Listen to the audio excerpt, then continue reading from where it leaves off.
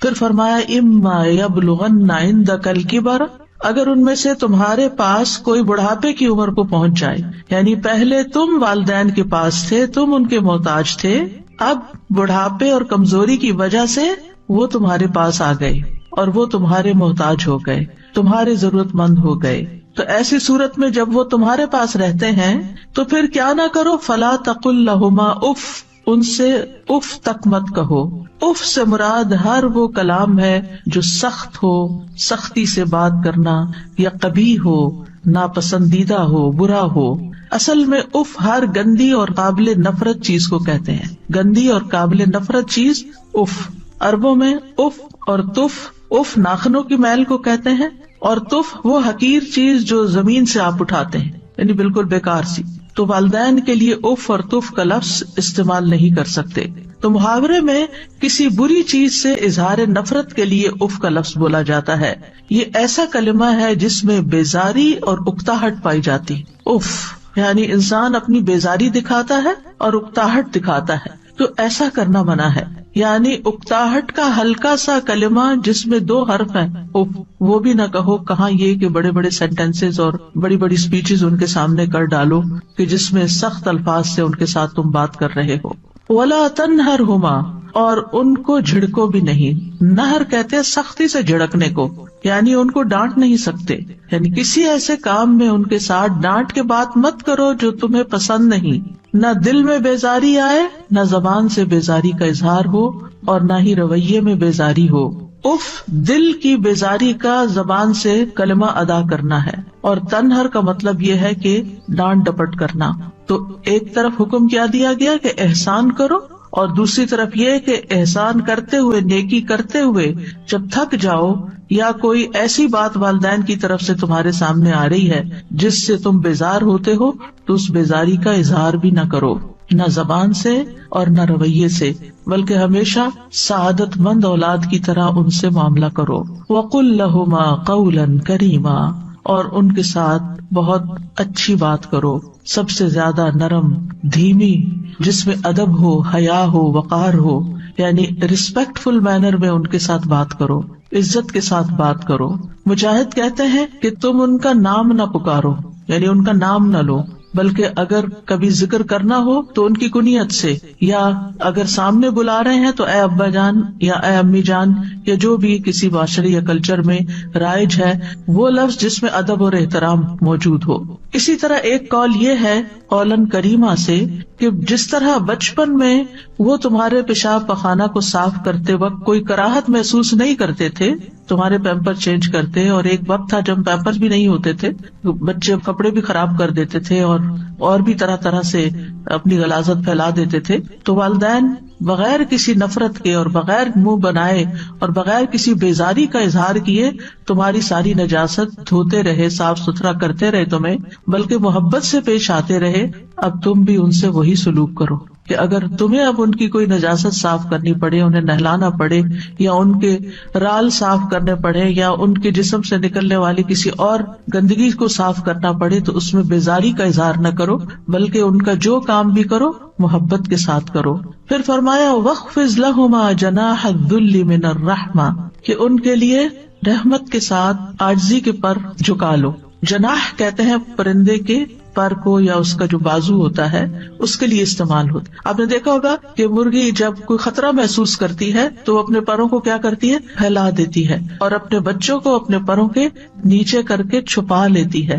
یہ ہے جناح الذل، یعنی اس میں کیا کرتی ہے، پر تو ویسے اوپر ہوتا ہے نا، تو پھر جو پھیلا کے تو اس کو نیچے لے جاتی، جھکا دیتی ہے اپنے پر۔ تو تم بھی اسی طرح ان کو پروٹیکٹ کرو، یعنی جب پرندہ اپنے بچوں کی حفاظت کے لیے پروں کو سمیٹتا ہے اور نیچے کرتا ہے، جھکاتا ہے، تو تم بھی اسی طرح ان کے آگے جھکو، ان کے ساتھ اچھا معاملہ کرو، شفقت کا معاملہ، اور ان کی اسی طرح کفالت کرو جیسے انہوں نے تمہاری کفالت کی جب تم چھوٹے تھے۔ اور دوسرا عمومی معنی یہی ہے کہ جب بھی ان سے بات کرو، معاملہ کرو، تو عاجزی اور انکساری کے ساتھ کرو۔ آپ نے دیکھا ہوگا کہ پرندہ جب اڑنا چاہتا ہے، بلند ہونا چاہتا ہے، تو پھر بھی وہ اپنے پر پھیلاتا ہے، اور جب نیچے اترتا ہے تو پروں کو نیچے کر لیتا ہے۔ تو یعنی ماں باپ کے سامنے اونچے نہ ہو بلکہ نیچے رہو، یعنی بازو پست رکھو، تواضع اور عاجزی کے ساتھ ان کے سامنے بیٹھو، بات کرو۔ اور اس میں اس بات کی طرف بھی اشارہ ہے کہ جس قدر کوئی اپنے والدین کے لیے عاجزی اختیار کرے گا اللہ تعالیٰ اس کو اتنی ہی بلندی عطا کرے گا. وَقُلْ رَبِّ ارْحَمْهُمَا، اور آپ کہیے کہ اے میرے رب ان دونوں پہ رحم فرما. رحمت کے لفظ میں دین اور دنیا کی تمام برکات شامل ہیں، دین اور دنیا کی ساری برکتیں شامل ہیں. رب ارحمہما کما ربیانی صغیرا، جیسے انہوں نے مجھے بچپن میں پالا تھا، یعنی اے اللہ ان پر ایسی رحمت کر جیسے انہوں نے مجھ پر رحمت کی تھی. اور دوسرا یہ کہ ان پہ رحم فرما کیونکہ انہوں نے بچپن میں میری تربیت کی تھی، مجھے پالا تھا. یہاں انسان کو اس کی بچپن کی حالت یاد کرائی گئی ہے، کیونکہ انسان جب بچہ ہوتا ہے تو انتہائی ڈپینڈنٹ ہوتا ہے، اپنا کوئی کام خود نہیں کر سکتا، اپنے جذبات کا اظہار بھی زبان سے نہیں کر سکتا. تو اس طرح انسان کو اس کی کمزوری اور اس کے بچپن کی حالت یاد دلا کر اس کے دل میں شفقت پیدا کی جا رہی کہ تم بھی اپنے والدین کے لیے ایسی شفقت کا اظہار کرو.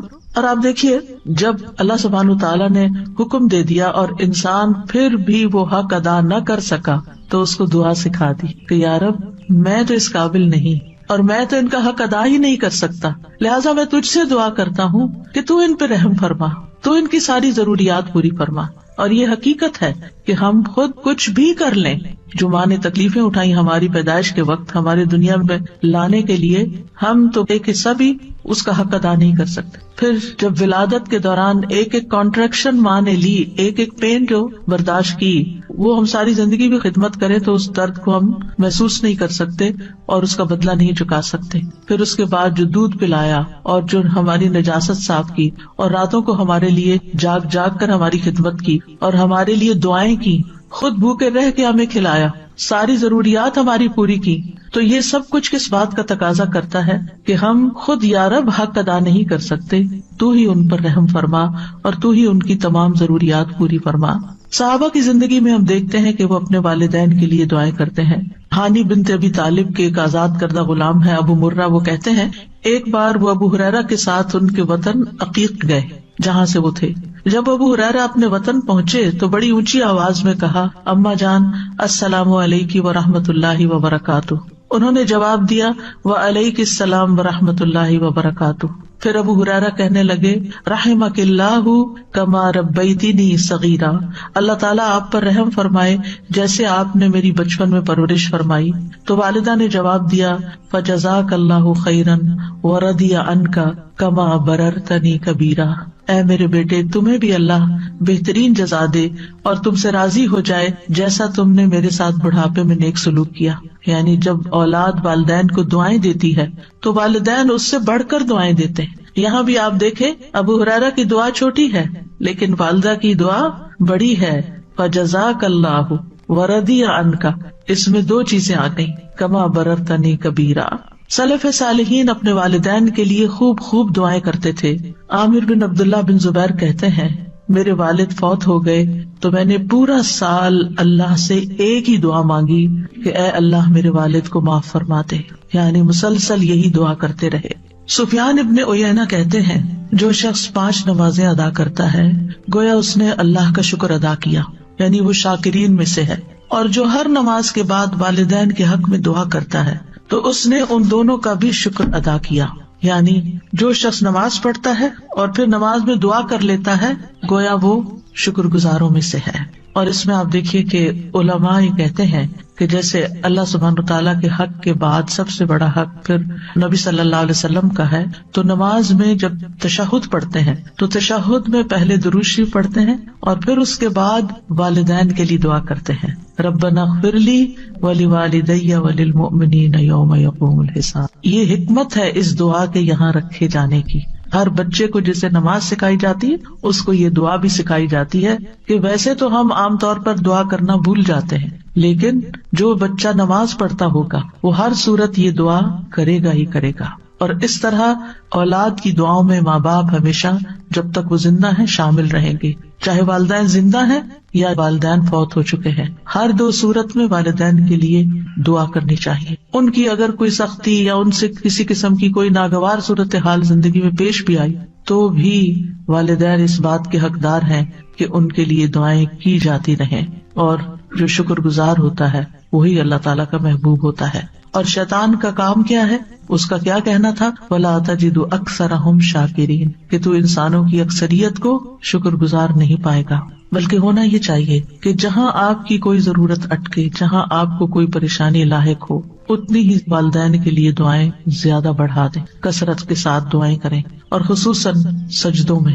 یعنی آپ باندھ لیں کہ کس وقت آپ نے لازماً یہ دعا پڑھنی ہے، کیونکہ یہاں پر حکم دیا گیا وَقُلْ رَبِّ ارْحَمْهُمَا كَمَا رَبَّيَانِي صَغِيرًا، کہ یہ کہتے رہیے کہ اے رب ان پہ رحم فرما جیسے انہوں نے مجھے بچپن میں پالا. لہذا بہتر یہی ہے کہ نماز میں سجدے میں تسبیحات پڑھنے کے بعد یہ دعا کم از کم ایک دفعہ تو ایک سجدے میں ضرور ہی ہو، اگر زیادہ ہو تو اور بھی اچھا، کیونکہ ان احسنتم احسنتم لانفسکم، اگر تم نے احسان کیا تو اپنے ہی فائدے کے لیے کیا. اور پھر آپ دیکھیے کہ جو شخص والدین کے لیے دعا نہ کرے وہ محروم ہے. بعض صحابہ کہتے ہیں والدین کے لیے دعا نہ مانگنا اولاد کی زندگی کو تنگ کر دیتا ہے. بعض اوقات بچوں کی جاب نہیں لگتی، بعض اوقات ان کی شادی نہیں ہوتی، بعض اوقات ان کو اور طرح طرح کی مشکلات پیش آتی ہیں. ان کو یہی نصیحت کرنی چاہیے، ان کو یہی سبق سکھانا چاہیے کہ وہ اپنے والدین کے ساتھ حسن سلوک کریں. وہ ان کے ساتھ اچھے ہوں گے تو اللہ سبحانہ وتعالیٰ ان پر مہربانی کرے گا. یہ مشکلات کے حل کے لیے، پرابلمز کو دور کرنے کے لیے، غم اور دکھ اور ڈپریشن کا علاج ہے کہ انسان زیادہ سے زیادہ والدین کے ساتھ احسان کا سلوک کرے. بلکہ جب کسی بھی انسان کے ساتھ احسان کرے تو سوچے کیا میں نے اپنے والدین کے لیے بھی کچھ کیا.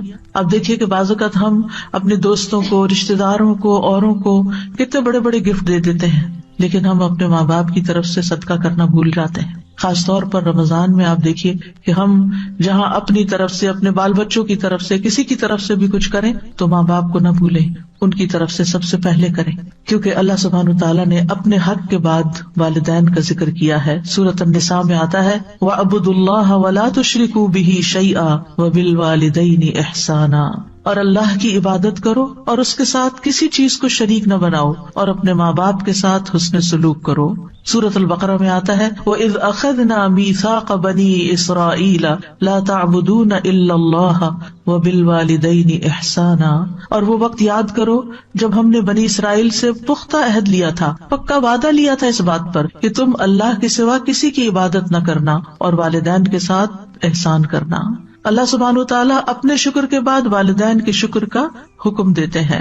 سورۃ لقمان میں آتا ہے وَوَصَّيْنَا الْإِنسَانَ بِوَالِدَيْهِ حَمَلَتْهُ أُمُّهُ وَهْنًا عَلَى وَهْنٍ وَفِصَالُهُ فِي عَامَيْنِ أَنِ اشْكُرْ لِي وَلِوَالِدَيْكَ إِلَيَّ الْمَصِيرُ، اور ہم نے انسان کو اپنے والدین کے ساتھ نیک سلوک کا تاکیدی حکم دیا.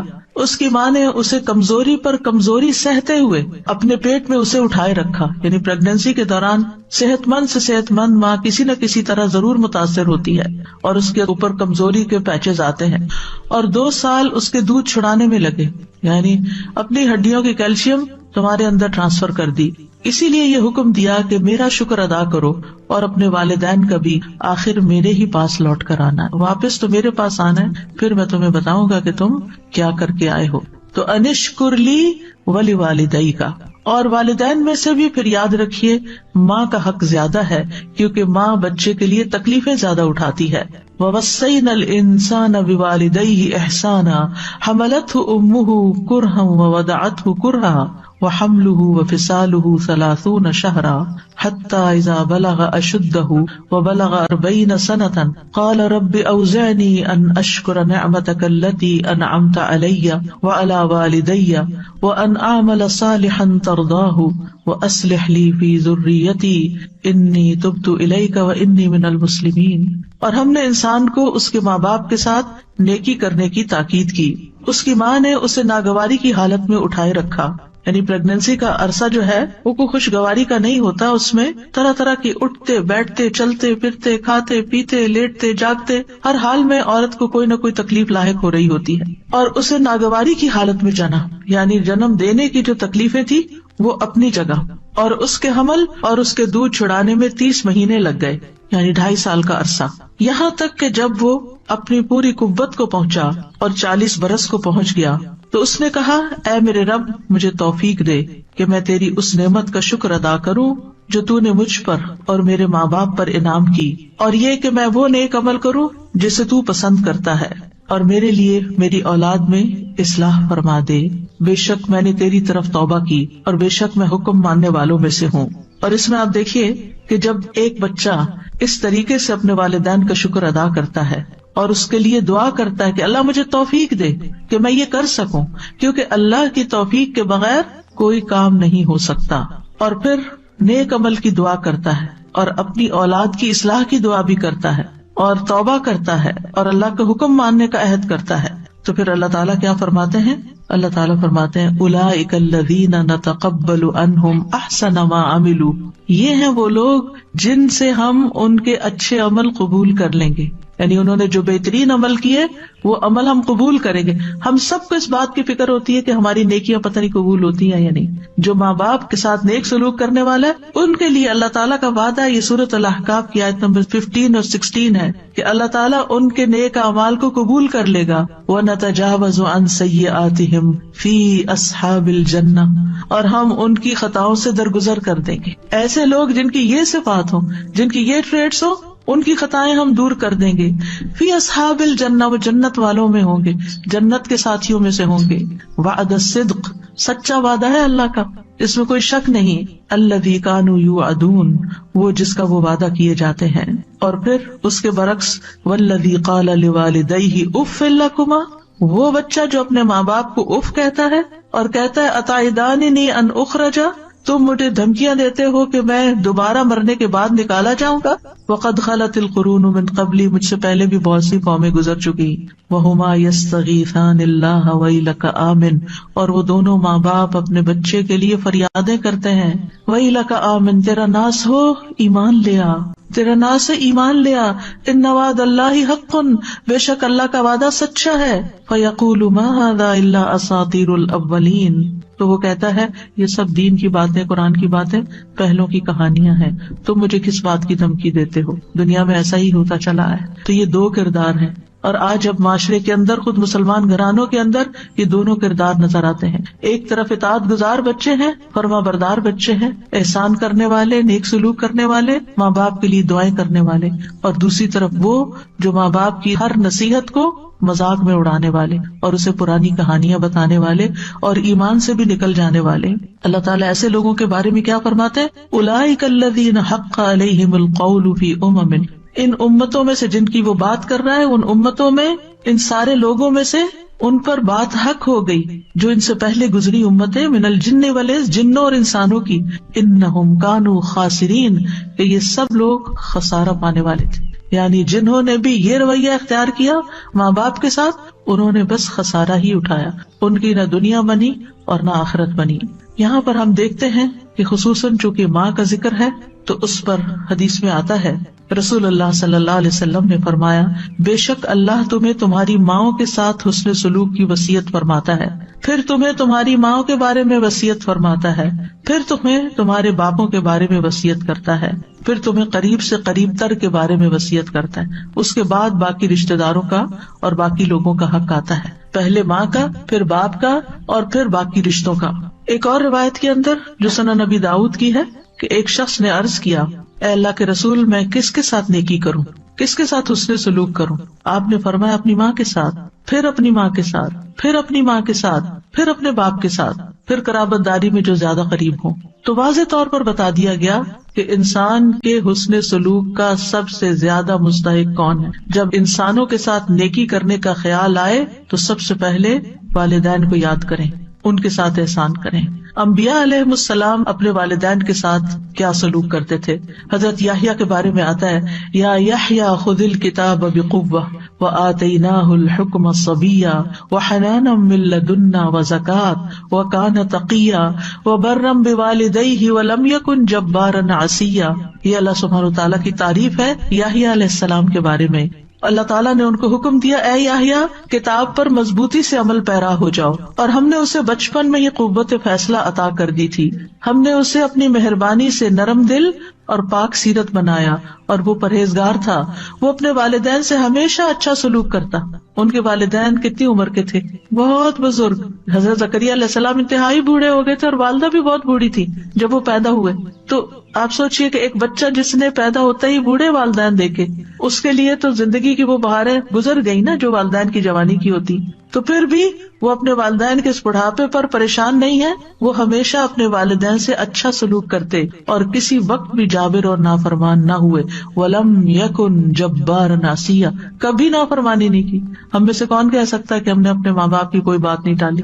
مانی کون سی اور کتنی ٹالی، کتنی کا انکار کر دیا. عیسیٰ علیہ السلام کی صفت میں آتا ہے وَبَرًّا بِوَالِدَتِي وَلَمْ يَجْعَلْنِي جَبَّارًا شَقِيًّا، اور میں اپنی والدہ سے بہتر سلوک کرتا رہوں اور اس نے مجھے جابر اور بدبخت نہیں بنایا. یاد رکھیے ماں کے ساتھ نیکی جہاد سے زیادہ اہم ہے. معاویہ بن جاہمہ کہتے ہیں میں نے رسول اللہ صلی اللہ علیہ وسلم کی خدمت میں حاضر ہو کر عرض کیا، اے اللہ کے رسول، میں آپ کے ساتھ مل کر جہاد کرنا چاہتا ہوں. ابتغی بذالک وجہ اللہ والدار الآخرہ، اس سے میرا مقصد اللہ کا چہرہ ہے اور آخرت کا گھر ہے. رسول اللہ صلی اللہ علیہ وسلم نے فرمایا تیرا بھلا ہو، کیا تیری ماں زندہ ہے؟ میں نے کہا جی ہاں. آپ نے فرمایا واپس جا کر اس کی خدمت کر. پھر میں نے دوسری طرف سے آ کر عرض کیا، اے اللہ کے رسول، میں آپ کے ساتھ مل کر جہاد کرنا چاہتا ہوں. ابتغی بذالک وجہ اللہ والدار الآخرہ. آپ نے فرمایا تیرا بھلا ہو، کیا تیری ماں زندہ ہے؟ میں نے کہا جی ہاں. اے اللہ کے رسول، آپ نے فرمایا واپس جا کے ان کی خدمت کرو. تیسری دفعہ پھر ایسا ہی ہوا تو آپ نے تیسری دفعہ بھی ان کو یہی حکم دیا اور اس کے ساتھ مزید یہ کہا وَيْحَكَ إِلْزَمْ رِجْلَهَا فَثَمَّ الْجَنَّةُ، تیرا بھلا ہو، اس کے قدموں میں پڑے رہو، جنت وہی ہے. جنت چاہیے نا، نیکی چاہیے، تو جاؤ ان کی خدمت کرو. والدین سے حسن سلوک سب سے افضل عمل ہے. رسول اللہ صلی اللہ علیہ وسلم سے پوچھا گیا سب سے افضل عمل کیا ہے؟ آپ نے فرمایا وقت پہ نماز پڑھنا اور والدین کے ساتھ نیک سلوک کرنا، پھر اللہ کے راستے میں جہاد کرنا. یہ ہے ترتیب نیک اعمال کی. بعض لوگ اپنے رشتوں کو بھول جاتے ہیں، والدین کی کیئر ہی نہیں کرتے اور نیکی کے کام کرنے میں دوڑتے پھرتے ہیں. تو سب سے بڑی نیکی چھوڑ کر اس سے اگلے درجے پہ جانا، یہ تو پھر اپنی خواہش کی بات ہے. ایک شخص نے جہاد میں جانے کی نبی صلی اللہ علیہ وسلم سے اجازت مانگی. آپ نے پوچھا کیا تمہارے والدین زندہ ہے؟ اس نے جواب دیا ہاں. آپ نے فرمایا فَفِيهِمَا فَجَاهِدْ، جاؤ ان دونوں میں جہاد کرو، یعنی جاؤ ان کی خدمت کرو، وہاں تمہارا جہاد ہے. کیونکہ بعض سچویشنز ایسی ہوتی ہیں کہ والدین ایسی ضرورت میں ہوتے ہیں کہ ان کی وہ ضرورت کوئی اور پوری نہیں کر سکتا سوائے آپ کے، اور وہ خاص بیسک ضروریات ہوتی، مثلا ان کا کھانا پینا ہے، ان کا علاج معالجہ ہے، ان کی ایسی ضرورت ہے کہ جو آپ ہی نے کرنی ہے. لہٰذا اس خدمت کو کبھی بھی بھلانا نہیں چاہیے. پھر اسی طرح نفل عبادت سے زیادہ والدین کا حق ہے. مثلا اگر والد یا والدہ کرا رہے ہیں اور ان کو کسی دوا کی ضرورت ہے، یہ جسم دبانے کی ضرورت ہے، یہ واش روم لے جانے کی ضرورت ہے بیماری کی حالت میں، اور آپ کے میں نفل پڑھ کے آؤں گی، تو یہ نفل کسی کام کے نہیں. پھر آپ کے لیے اس سے بہتر ہے کہ آپ نفل مؤخر کریں، اور اگر وقت نہیں تو اس وقت کو پہلے اپنے والدہ یا والد کی خدمت میں یا ان کی ضرورت پوری کرنے میں لگائیں. اگر والدین مشرک ہوں، اگر والدین کفر کریں، وہ بدعت کریں، وہ شرک کریں، والدین اللہ کے نافرمان ہوں، غلط کام کرتے ہوں، تو کیا پھر بھی صلہ رحمی کرنی ہوگی؟ جی ہاں، پھر بھی صلہ رحمی کرنی ہوگی. ابو ہریرہ کہتے ہیں کہ رسول اللہ صلی اللہ علیہ وسلم کا گزر عبداللہ بن ابی بن سلول کے پاس سے ہوا. وہ ایک جھاڑی کے سائے میں تھا. اس نے کہا ابن ابی کبشہ نے ہم پر غبار اڑا دیا ہے. نعوذ باللہ، نبی صلی اللہ علیہ وسلم کو اپنے رضائی والد کے نام سے پکار رہا ہے، یعنی کہ بے ادبی کے ساتھ. اس کے بیٹے عبداللہ بن عبداللہ نے کہا قسم اس ذات کی جس نے آپ صلی اللہ علیہ وسلم کو عزت دی اور آپ پر کتاب نازل کی، اگر آپ چاہیں تو میں اس کا سر قلم کر کے آپ کے پاس لے آتا ہوں. یعنی اس نے آپ کو اس انداز میں مخاطب کیا ہے، میں اپنے باپ کا گلا اڑا سکتا ہوں آپ کی خاطر. آپ نے فرمایا نہیں، بلکہ تو اپنے باپ سے نیکی کر اور حسن صحبت سے پیش آ. کون تھا؟ عبداللہ بن ابی، جو منافقوں کا سردار تھا، ہر موقع پر نبی صلی اللہ علیہ وسلم کو تکلیف دیتا تھا. تو کیا آپ اس بات کا فائدہ نہیں اٹھا سکتے کہ اولاد ہی کہہ رہی ہے اس دشمن سے جان چھڑاؤ اور ٹھکانے لگواؤ اس کو؟ لیکن نہیں، اس والد کے ساتھ بھی آپ نے حسن سلوک کا حکم دیا. کیونکہ بہت سے بچے جو دین پڑھ جاتے ہیں ماں باپ سے ملنا جلنا چھوڑ دیتے ہیں، یہ کہہ کر کہ نہیں ان کے طور طریقے جو ہیں وہ اسلامی نہیں ہیں، وہ بچوں پہ غلط انفلوئنس کرتے ہیں. ٹھیک ہے، آپ احتیاط ضرور کریں، لیکن ان کی ضروریات بھی پوری کریں، اور ان کو اگر کسی بھی خدمت کی ضرورت ہے تو وہ خدمت بھی کریں. مشرک والدین کے ساتھ بھی صلہ رحمی کا حکم ہے. ہاں، اگر وہ یہ زور دیں کہ تم شرک کرو تو شرک نہیں کرنا، یہ بات ان کی نہیں ماننی، ورنہ دنیا میں ان سے اچھے طریقے سے رہنا ہے. وَإِن جَاهَدَاكَ عَلَىٰ أَن تُشْرِكَ بِي مَا لَيْسَ لَكَ بِهِ عِلْمٌ فَلَا تُطِعْهُمَا وَصَاحِبْهُمَا فِي الدُّنْيَا مَعْرُوفًا. حضرت اسماء کہتی ہیں میری والدہ جو مشرکہ تھیں میرے پاس آئیں. میں نے رسول اللہ صلی اللہ علیہ وسلم سے پوچھا کہ وہ میرے پاس کچھ مالی تعاون کی امید سے آئی ہیں, ان کو کچھ ضرورت ہے, کیا میں اپنی والدہ کے ساتھ صلہ رحمی کر سکتی ہوں؟ یعنی وہ شرک پر ہے لیکن مجھ سے کچھ پیسے چاہتی ہیں. آپ نے فرمایا ہاں, اپنی والدہ کے ساتھ صلہ رحمی کرو.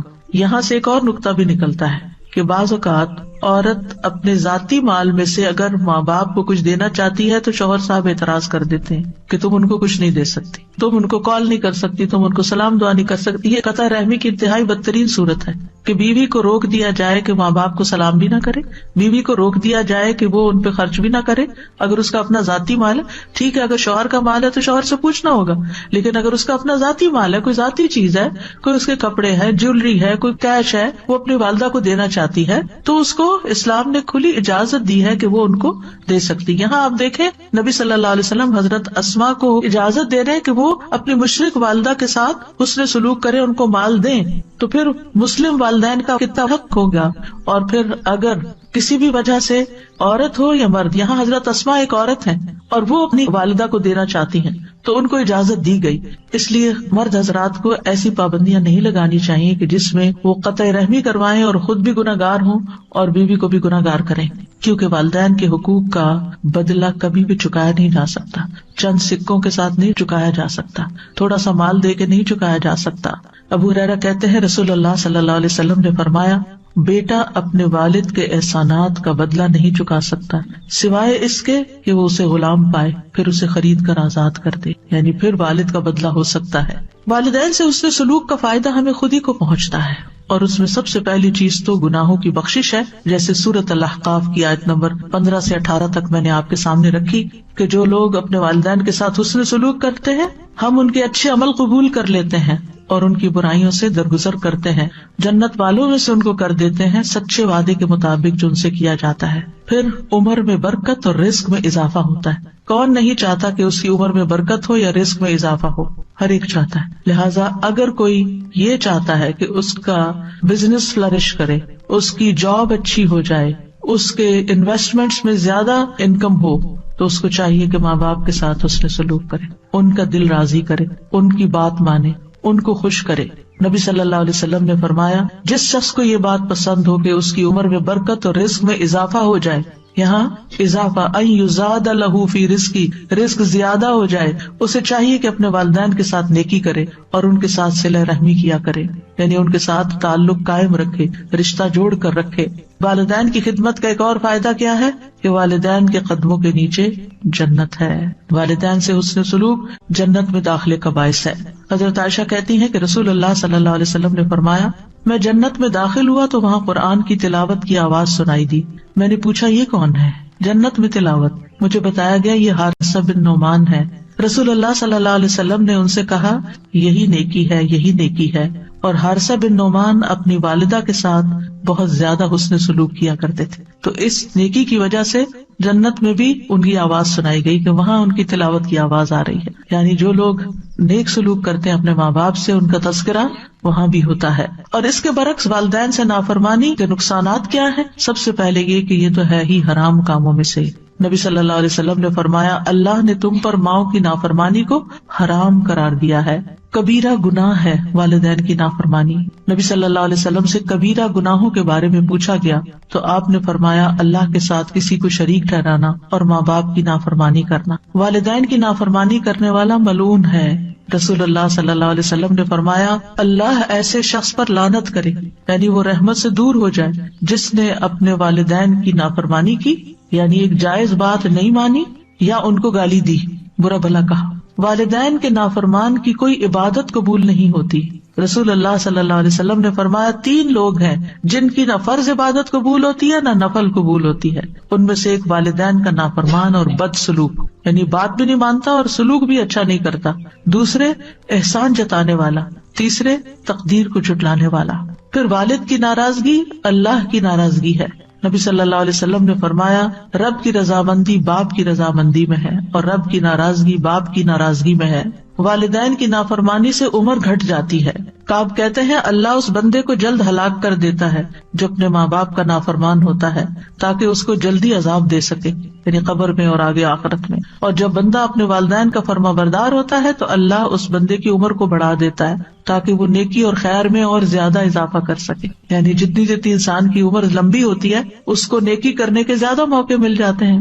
اتنے رمضان زیادہ اس کی زندگی میں، اتنی نمازیں اس کی زندگی میں زیادہ، اتنی قرآن کی تلاوت، صدقہ خیرات بڑھتا ہی چلا جاتا ہے. سلف صالحین کہتے ہیں جو اپنے والدین کی نافرمانی کرتا ہے اس کی اولاد بھی اس کی نافرمان بن جاتی ہے. والدین کے نافرمان کے لیے قبر میں بھی سزا ہے. عوام بن حوشب رضی اللہ عنہ یہ صحابی ہیں، وہ کہتے ہیں میں ایک دفعہ کسی بستی میں گیا، وہاں پڑاؤ کیا. اس کے پاس ایک قبرستان تھا.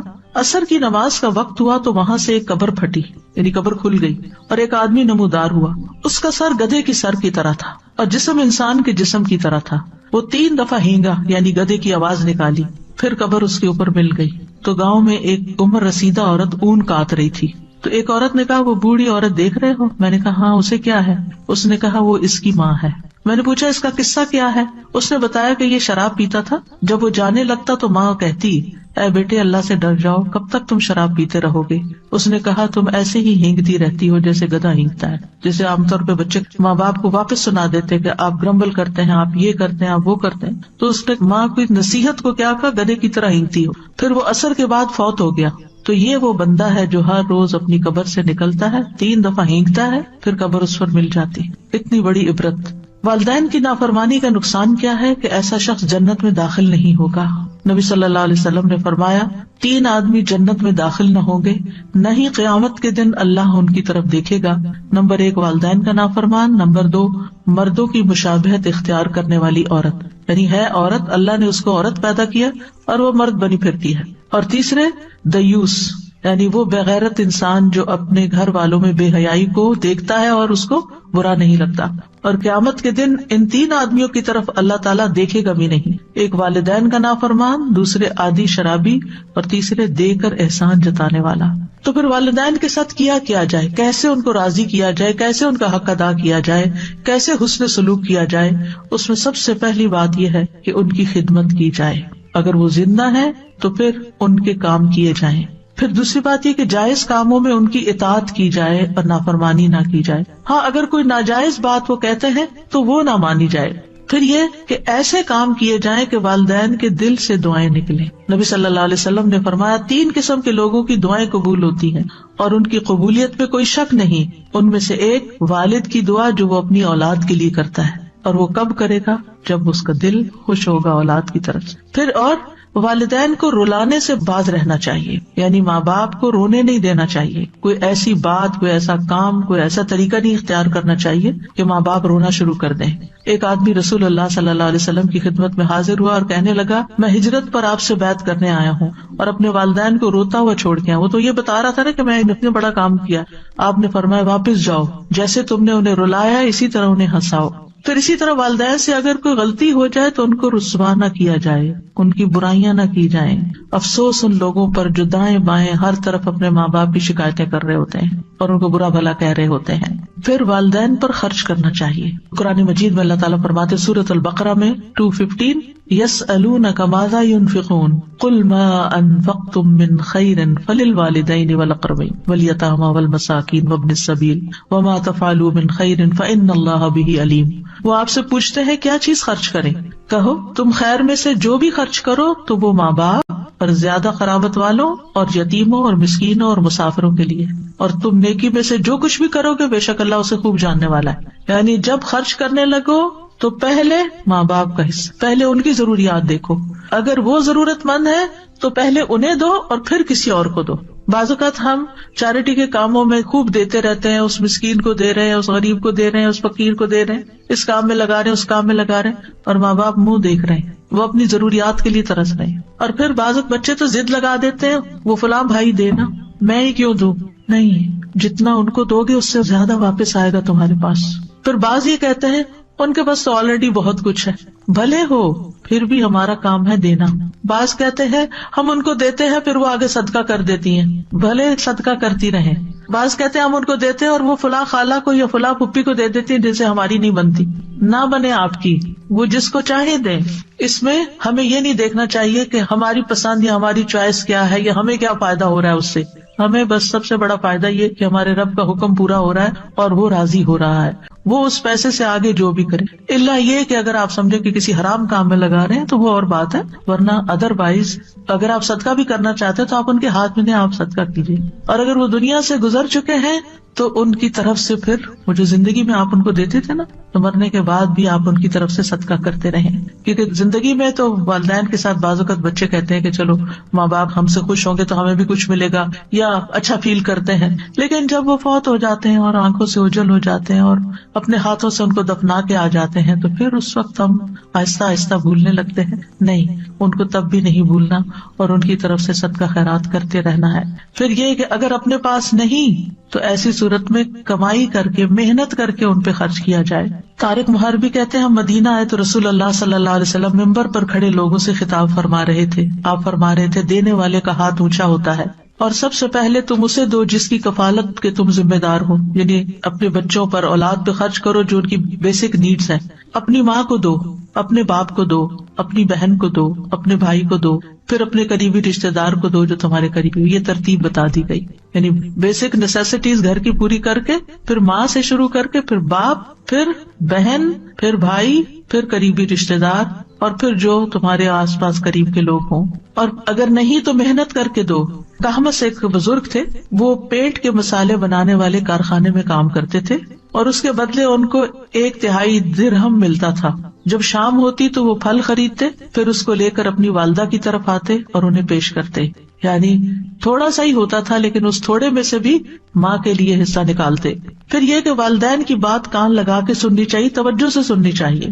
محمد بن سیرین اپنی والدہ کے لیے جب لباس خریدتے تو سب سے زیادہ نرم لباس خریدتے تھے. جب عید آتی تو اپنی والدہ کا لباس خود رنگتے بھی تھے اور اپنی آواز کو کبھی اپنی والدہ پر بلند نہ کرتے تھے. اور وہ اپنی والدہ سے جب بھی بات کرتے ایسا لگتا تھا وہ کان لگا کر ان سے بات کر رہے ہیں. اور جو آدمی آپ کو نہیں جانتا ہوتا، جب وہ آپ کو آپ کی والدہ کے پاس دیکھتا تو وہ والدہ کے پاس دھیمے انداز سے بولنے کی وجہ سے ان کو بیمار سمجھتا تھا. یعنی اتنے آرام سے باتیں کرتے تھے، پیار سے بات کرتے تھے. پھر نیکی کرنے کے بعد ماں باپ کو ثواب پہنچانا. ربیع بن خثیم راستے سے تکلیف دہ چیز کو ہٹاتے اور کہتے یا اللہ اس کا اجر میری والدہ اور میرے والد کو ملے. ان کو تو مل ہی گیا جس نے نیکی کی، لیکن چھوٹے چھوٹے کاموں کا ثواب بھی اپنے ماں باپ کو بھیجتے، کیونکہ وہ عقل مند لوگ تھے. ان کو پتا تھا کہ ان کے لیے جو کریں گے اس کا تو کئی گنا زیادہ لوٹ کر واپس آئے گا ہماری ہی طرف، تو وہ اس کو اپنی سعادت سمجھتے تھے. والدین دنیا سے چلے جائیں تو پھر بھی ان کے حقوق ادا کرنے چاہیے. سب سے پہلے تو ان کے لیے دعائیں. رسول اللہ صلی اللہ علیہ وسلم نے فرمایا مرنے کے بعد انسان کے اعمال کا سلسلہ منقطع ہو جاتا ہے سوائے 3 چیزوں کے جن کا ثواب میت کو پہنچتا رہتا ہے. صدقہ جاریہ کہ جو انسان اپنی زندگی میں خود اپنے ہاتھ سے اپنا مال کسی صدقہ جاریہ کے پروجیکٹ میں لگا جائے، جب تک وہ پروجیکٹ چلتا رہتا ہے آپ کو ثواب پہنچتا رہے گا. دوسرا، لوگوں کو فائدہ دینے والا علم جس سے لوگوں کی زندگی میں کوئی تبدیلی آئے، ان کی زندگی آسان ہو. تیسرے، نیک اولاد جو اس کے لیے دعا کرتی ہے.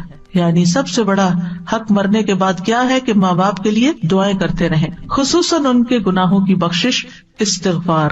رسول اللہ صلی اللہ علیہ وسلم نے فرمایا بے شک اللہ عز و جل جنت میں ایک نیک آدمی کے درجے کو بلند کرتا ہے تو پوچھتا ہے اے میرے رب میرے درجات کہاں سے آئے؟ اللہ تعالیٰ فرماتا ہے تیرے حق میں تیری اولاد کے استغفار کی برکت سے.